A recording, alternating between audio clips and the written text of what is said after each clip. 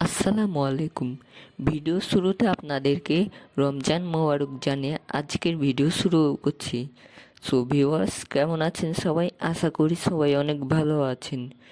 So আজকে ভিডিওর topic হলো, আপনারা যারা মাইক্রোসফট অফিস ওয়ার্ড ব্যবহার করেন, আপনাদের লেখার নিচে এরকম রেড লাইন হয়।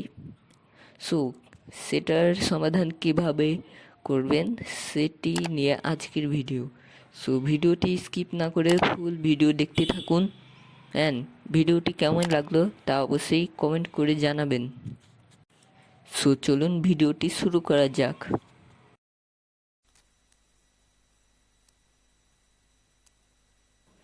সো আমরা মাইক্রোসফট অফিস ওয়ার্ড ওপেন করে কিছু লেখা লিখে নিয়েছি।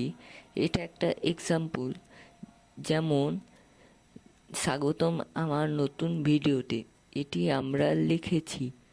সো এর নিচে দেখতে পাচ্ছেন লাল দাগ পড়ে গেছে। সো সেটা সমাধান কিভাবে করবেন?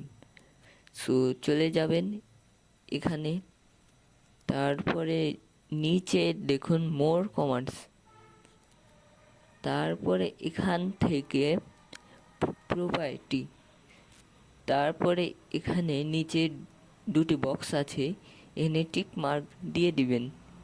সো তারপরে দেখছেন দাগ আর নেই।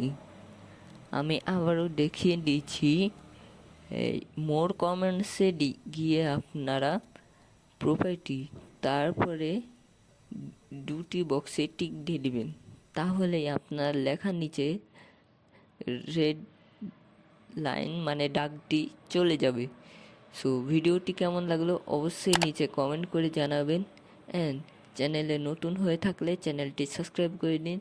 সো দেখা হচ্ছে পরবর্তী নেক্সট ভিডিওতে। ততক্ষণ সবাই ভালো থাকবেন, সুস্থ থাকবেন। আল্লাহ হাফিজ।